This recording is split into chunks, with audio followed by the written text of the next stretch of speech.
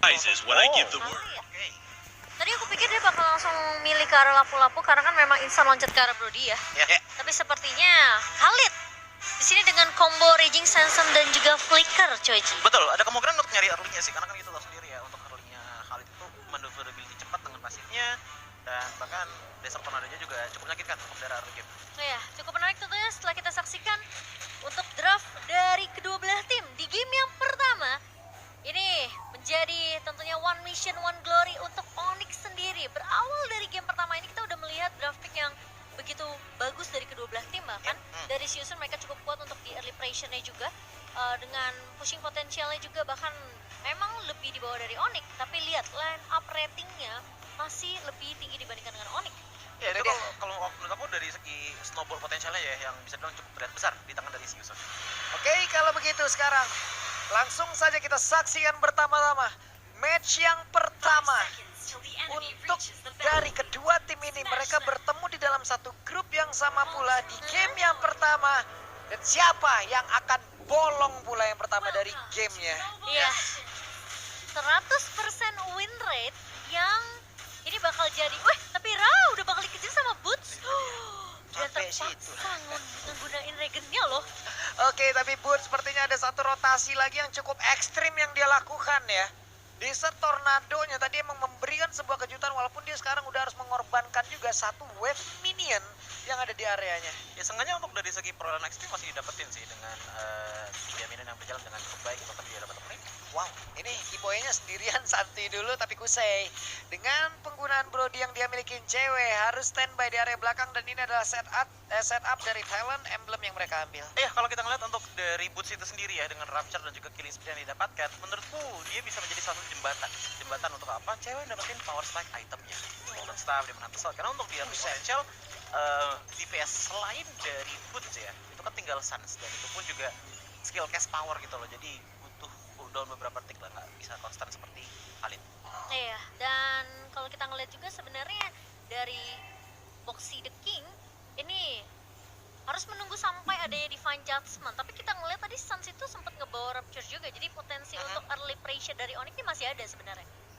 Dan bahkan untuk item pertama pun tadi aku juga sempat ngeliat ya, ini dari Arlotnya Felix aja dia langsung bikin ke arah 2 letter jerkin ya, untuk meminimalisir juga early damage potensial yang dibawakan oleh Boots, apalagi dengan red rotasi dari Kairi. Oke, masih cukup santai ternyata pertempuran yang emang diambil ataupun dilakukan oleh kedua tim ini. Karena seperti biasa sebelum turtle pertama nongol, kemungkinan besar harus mencari dulu satu tumbal proyek sebelum nantinya mereka akan berantem lagi di area turtle tersebut.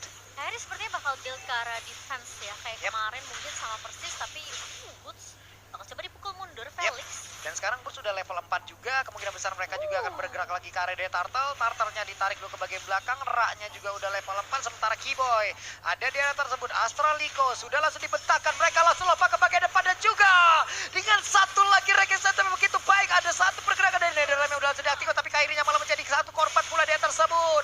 Ada dua player yang langsung menghilang dari Onyx, sungguh berbahaya, tapi MP the King satu orang pula yang ditukarkan karena untuk mereka sekarang tidak ada jungler dari kedua tim. Wow, harus agak sedikit bersabar ya untuk menahan turtle yang pertama setelah team fight yang dibuka tadi. Padahal menurut aku satu combo yang manis sih dari Onyx ketika ngebuka dengan adanya satu buah Valiant Requiem, lalu ada Keyboy juga di sana. Tapi tadi Violet Requiem itu short live, karena kan tadi tiba-tiba Faramis masuk kan. Dengan netral yang nyala, akhirnya malah nyalain Violet Requiem di saat sedang immune semua. Dan bisa jadi tadi juga itu adalah kombinasi yang sangat-sangat terlihat ya. Itu adalah trailer dari kombinasi yang akan berjalan. Minoan Fury, Raging Centrum dengan Spatial Migration-nya juga tadi udah connect semuanya. Fire Requiem-nya juga udah masuk. Kita lihat saja, ini adalah percobaan kedua dari masing-masing tim. Dengan adanya turtle yang udah ditarik ke belakang, Keyboy menjadi orang terdepan. Ra dilompatin begitu saja. Boots masih melihat dari kejauhan. Bahkan tuh sekarang ada efek super yang udah langsung dikeluarkan. Divine Judgment-nya berhasil menarik ke arah Kairi. Dan sepertinya Onyx mereka harus merelakan turtle yang pertama ini setelah kehilangan Kairi ya. Mau nggak mau? Mau nggak mau? Iya, karena ya balik lagi dengan Kairi yang udah hilang, lihat bagaimana dari Onyx lokasi langsung pada cabut semua ke belakang, dan bahkan Minotaur yang dibawakan oleh Keyboy itu langsung mencoba untuk mencari seenggaknya mirror potensial. Kebetulan di arah bottom lane, Brody-nya dari Guse ini juga lagi sendirian gitu loh, seenggaknya ya nge-spiking up dikit-dikit lah untuk cewek, apalagi dengan dia udah mulai membuat ke arah DHS terlebih dahulu. Oke, dari equipment bahkan dari boot sudah jadi dengan Turbo Fury Hammer untuk penetration, tapi boxing Lah, defense judgment tadi kayaknya udah mau dikeluarkan tuh. Hey, gagal untuk kali ini. Dan ada satu informasi yang berhasil mereka dapatkan. Kita lihat saja apakah mereka semua lagi akan berkumpul untuk bisa melakukan sebuah pergerakan. Tapi haruskah Kairi menjadi orang terdepan kali untuk bisa memulai seluruhnya? Bisa jadi juga tidak. Karena sekarang ada satu lagi Blazing Duel langsung dikeluarkan. Tapi Netherrealm di bagian belakang juga selalu saja memberikan sebuah perlindungan yang begitu baik. Hanya saja pun di bagian depan juga udah memberikan sebuah damage yang begitu menyakitkan. Tapi Butch-nya sendirian berhasil bagi data tersebut dengan satu lagi pergerakan yang memang sudah dikeluarkan oleh Butch. Dia pun masih selamat dan double kill. 4 player yang dimiliki oleh Siusun benar-benar menghilang. Siusun langsung tumbang dari 4 pemain yang mencoba untuk menumbangkan satu pemain, yaitu kita ngelihat tadi Keyboy di garda depannya, tapi Boots selalu datang untuk nge-follow up satu bom Minion Fury yang dibuka sama Keyboy. Iya, tadi kan trigger dikit sebenarnya dari teman-teman Siusun menuju ke arah dari Kairinya, namun ternyata masih bisa selamat dengan cukup manis. Dan yang aku suka adalah dari segi counter setupnya sih, bagaimana persiapannya Boots langsung loncat ke depan sana dan kena ke arah 3 orang. Itu combo yang benar bagus banget antara Astral Echo dan juga Desert Sandstorm. Itu dia hasil dari satu kombinasi yang begitu baik ya. Iya. Dari ketiga sisi hero yang begitu luar biasa. Jalan semuanya. Butch menjadi orang terdepan yang emang memberikan damage pula lewat di tornadonya. Ini mantep banget dah tadi. Efek sisinya lumayan banyak dari Onyx, dan ingat yang bawa Purify cuma Ra di situ. Jadi siapapun yang terkena hentakan dari Keyboy dengan Minion Fury, siapapun yang kena Violet Requiem kecuali Ra, ini udah pasti bakal keangkat. Ya makanya itu hitungannya nih Ra juga harus di-trigger asal-asalan kan dari segi Netherrealm-nya, karena Purify yang dia punya itu lebih ke arah untuk nge-trigger juga Netherrealm-nya. Jadi kalaupun dari Siusun semuanya lagi pada keangkat, dijaminnya ada nyawa kedua. Boleh-boleh juga Butch ya, tadi juga dia berhasil selamat, quicksand guard-nya juga tepat waktu, Iya. dari Tonapa memorinya juga udah keluar jalur. Barusan Astraliko langsung dibentangkan, terlihatlah sudah kelima player yang dimiliki oleh Siusun. Mereka semua bisa langsung di mapping secara optimal, namun di bagian bawah ada space yang tercipta. Mereka biarkan turtle ini, tapi tidak dengan outer turret yang harusnya tumbang. Iya, ini yang tadi aku sempat bahas. Onyx ketika mereka pun kemarin ketemu sama Triple Esports, mereka lepaskan 3 turretnya, 3 turtle, tapi atas mereka dapat pertukaran. Jadi setidaknya cewek dapetin space yang banyak untuk bisa dapetin itemnya, untuk bisa dapetin turret objektif buat Onyx. Iya. Perhitungannya lebih ke arah ya udah turtle lepas aja, tapi teamfight dan juga turret yang lagi dimenangin oleh Onyx. Dan bahkan untuk sekarang kita bisa melihat bahwa walaupun cewek di bawah sendirian, lihat asisnya dia udah di angka 4 dan bahkan gold earn dia paling tinggi Ya. untuk di menit ke-6. Rajin juga kan tadi melakukan sebuah team fight bersama dengan rekan-rekannya, tapi sekarang ada beberapa player yang mulai tertangkap bahasa dia tersebut. Final slash yang langsung dikeluarkan, bahkan pergerakan dari Ranya sudah melihat dari kejauhan. Sekarang Netherrealm yang langsung dikeluarkan pula, Spatial Migration, Violet Requiem dikeluarkan pula untuk semuanya. Sedikit lagi Teresa dilompatin lagi, tapi ada efek surprise di mana di Vengeance mana tadi menarik lagi ke arah Keyboy, tapi mendadak udah ada pergerakan dan juga backup yang dihasilkan juga oleh beberapa pemain Onyx untuk bisa membalaskan keadaan Keyboy dengan satu antikurasi dalam tubuhnya. Boxy the King-nya berhasil langsung dipunahkan di area tersebut. 3 player tersisa dari Sius yang ada di area River. Dan tidak ada yang tumbang dari Onyx. Penyelamatan macam apa yang dilakukan oleh Boots dari Keyboy-nya yang benar-benar sekarat tadi itu, Choji. Ya, itu benar-benar dimainkan kiting banget oleh teman-teman dari Onyx gitu loh. Dipaksa ataupun dipancing dengan Kairi yang loncat dulu ke depan sana. Di saat ke-trigger dari Siusun dari Netherrealm-nya, dan bahkan ada beberapa tadikan juga yang dilakukan oleh Boxy the King dan juga Ra kepada Keyboy. Disitulah momen yang benar pas banget untuk Boots berkata, oke, aku masuk. Yap. Dengan flicker, ditambah lagi dari segi itemization, lihat 2 item moderasi yang sudah diamankan terlebih dahulu di tangan dari Boots. Balik lagi ke seperti yang tadi aku bilang, masalah jembatan damage. Ini tuh kalau kita ngeliat dari itemnya Boots ya, dia tuh emang ingin menjadi modal awal untuk teman-teman dari Onyx, dan sambil nungguin ceweknya dapetin momen yang pas dari segi item. Nah itu yang serem, cewek dapetin space Itu banyak dia. banget untuk bisa dapetin item dia. 6 assist bahkan, dia nggak perlu teamfight secara agresif bareng sama pemain-pemain dari tim Onyx, tapi at Ya. least dia bisa dapetin 2 turret nih sejauh ini untuk Onyx di menit 8.40. Kayak yang ngeliat juga dari tadi ya Ci ya. Mereka udah gagal di percobaan pertama. Kenapa? Iya. Karena mereka masuk berbarengan. Mm-mm. Mereka langsung lepaskan, mereka langsung belajar dari hal tersebut. Coba lihat dari tadi, masuknya bergantian, gak ada yang berbarengan lagi. Iya, Violet iya. Requiem kemungkinan besar Spatial Migration dari tadi kelihatan duluan tuh. Baru nanti disambungin lagi dengan pergerakan Keyboy, disambungin lagi mendadak tadi Boots juga masuk.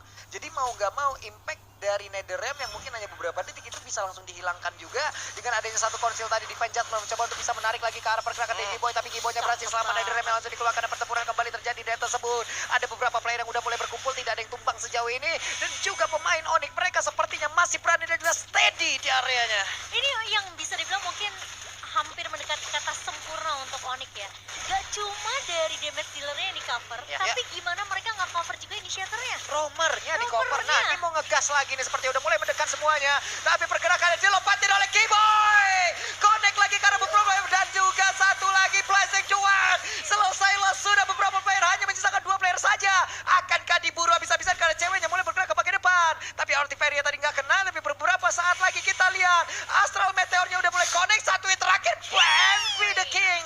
Selesailah sudah. Dan juga untuk Ra ditembak ke punggungnya dia Rico lihat tersebut. Sans, udah Sans, cukup. Gila. Sans di sini bener-bener loh. Dia pengen sampai gimana pun caranya Ra itu harus tumbang, tapi ternyata Ra masih bisa untuk menyelamatkan dirinya. Dan lihat seberapa manisnya, seberapa gilanya follow up dari pemain-pemain Onyx. Itu Kiboy udah capek jadi pancingan, pas dia maju dia sambil teriak, capek dari Kiboy itu sendiri ya. Dan Ini adalah benar-benar kalau menurut gue pribadi ya, kalau memang ini bisa diselesaikan oleh Onyx secara cepat, ini adalah jawaban dari Onyx. Kenapa? Karena Siusun di saat lagi draw, mereka ingin bertemu dengan Onyx katanya. Oh iya. Ini. Inilah Ini pembuktiannya adalah di Onyx sini. yang mereka inginkan. Ini Betul. pembuktian dari tim Onyx dengan 7.000 perbedaan net worth bahkan di menit yang ke-10, Coji. ya itu juga jadi semacam apa ya, rule yang nggak ditulis oleh teman-teman dari Onyx, apalagi dengan sisi simfoni mereka yang bisa dibilang sangat-sangat beratur gitu. Dan bahkan kita selalu melihat bahwa cewek itu datangnya itu literally pas belakangan banget. Nggak pernah dia ngebuka sendirian atau mencoba untuk poking, karena emang dia yang carinya adalah area of peak potensialnya. Lihat bagaimana dari segi gold aja, ini udah di angka 8.000 dan rata-rata perbedaannya 2.000 dengan teman-teman dari Siusun, dari manapun itu. 5 player di Siusun itu bedanya hampir 2.000. Soalnya Siusun ini mereka harus bisa memaksimalkan di mana mereka tuh harus ngambil satu pemain, metode pick off-nya harus jalan. Iya. Tapi ketika gagal, itu udah jadi informasi yang mahal untuk Onyx. Gak akan ada Divine Judgment, gak akan ada mungkin Netherrealm, ya kan? Karena Netherrealm-nya juga bisa dipancing Yes. dengan adanya pergerakan dari Boots dan juga cewek. Dan sementara Onyx selalu bisa memaksimalkan hal tersebut. Kayak nggak ada Divine Judgment, oke kita bisa tabrak balik. Kiboy bener-bener sengaja untuk nahan tuh Minion Fury-nya. Iya. Dan mungkin itulah alasan kenapa tadi kita lihat ya, Kairi itu nggak bikin ke arah Genius One. Dia langsung bikin ke arah Steel Express dan full ke arah defense. Karena dia tahu bahwa dia yang akan memulai trigger bagaimana team fight bisa berjalan. Dan Kiboy ini udah mulai La ilah, Ya. boy nabrak tembok. Sedih gua lihatnya boy. Gak apa-apa. Recall-recallnya udah bagus. Sekalinya lompat nabrak tembok. Iya, sandung batu tadi, Pak. kakinya Minotaur emang begitu, Iya, Pak. sandung batu Dia tadi. nabrak tembok jadinya basan, ganteng mimisan. Nabrak tembok. Aduh, tapi ya inilah Onyx yang mendominasi di game yang pertama sejauh 12 menit berjalan ya. Dan sekarang tinggal menunggu aja Lord yang akan muncul Lord yang kedua. Ya, dan ini posisinya masih perfect banget juga ya untuk Onyx, walaupun untuk di atas ya tipis lah, tinggal ditiup dikit. Tapi ngelihat posisinya di atas ini justru bisa jadi chance bagi teman-teman dari Onyx langsung menuju ke arah Lord. Ya, oke, ada konsil lagi. Kita lihat mereka akan all in ke arah siapa. Kalau tadi mereka mencoba untuk all in terhadap Kiboy, gagal. Malah mereka yang hancur, mereka yang remuk. Kita lihat saja kemana lagi arah yang akan mereka tuju, karena Suns-nya juga memiliki positioning yang begitu baik untuk bisa menjaga laning jauhnya. Tapi Lord berhasil mereka amankan dengan sangat-sangat cepat, tidak ada gangguan.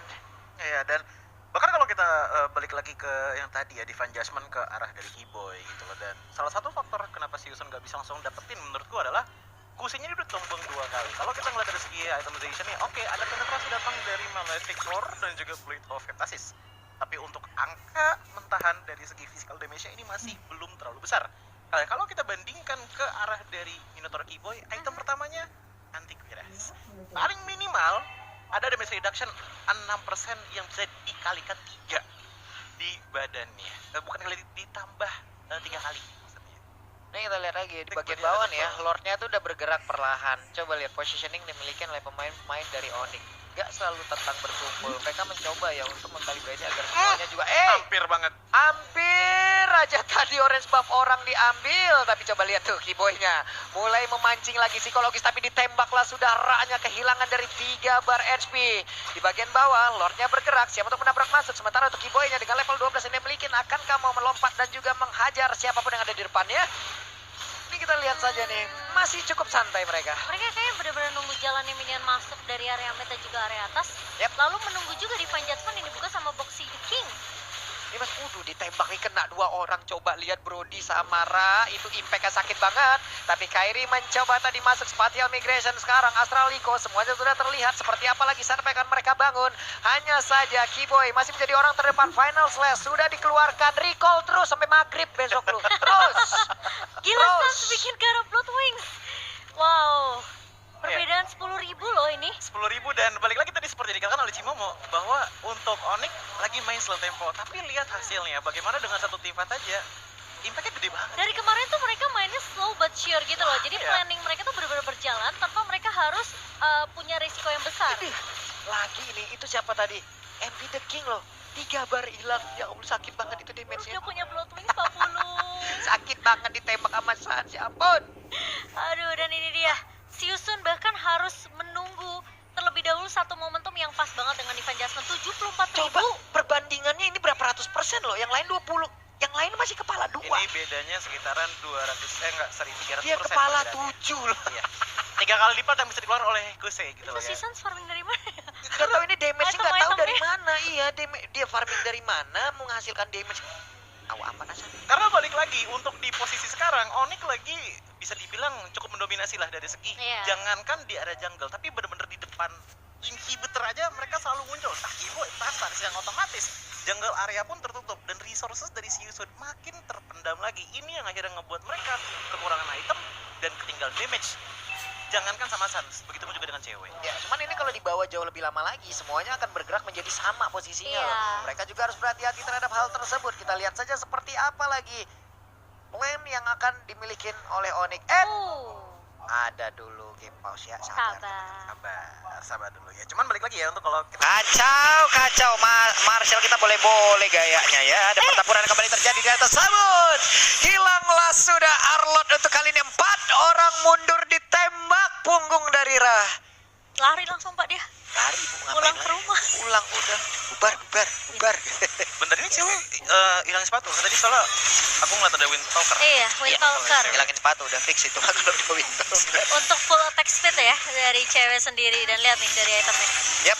Kita lihat seperti apa lagi hal yang akan mereka buat dengan deretan itemnya nih Coji. Ya, kalau kita lihat dari segi itemnya ternyata betul sepatu untuk udah dihilangkan oleh cewek itu sendiri diganti dengan wind talker, so attack speed akan lebih tinggi dengan ada tambahan 20 movement speed.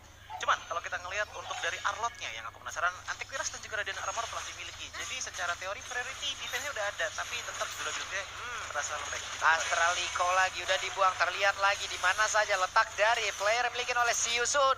Inilah yang kalian mau, hey. Dan siaplah sudah pemain dari Onyx yang mulai bergerak maju. Minotaur menjadi orang terdepan, sementara Astra Meteor udah dikeluarkan pula. Lordnya bergerak masuk, ditembak lagi dengan Asal Spear.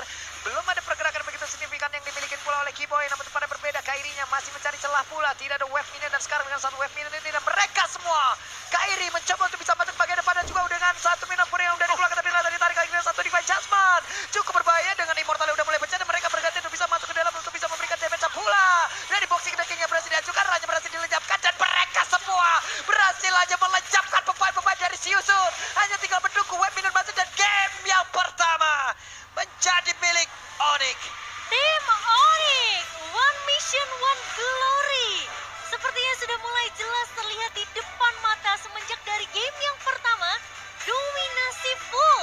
Di game ini benar-benar nggak bisa dipatahkan oleh Siusun, Choji. 3-16 dari segi kill point-nya ya. Walaupun tadi kita lihat early game-nya bisa dibilang cukup ketat ya antara kedua belah tim. Apalagi dengan seperti yang dilakukan oleh Cimomo, 2 turtle dilepas oleh teman-teman dari Onyx. Tapi Itu jadi ternyata masalah. itu adalah sebuah investasi bagi teman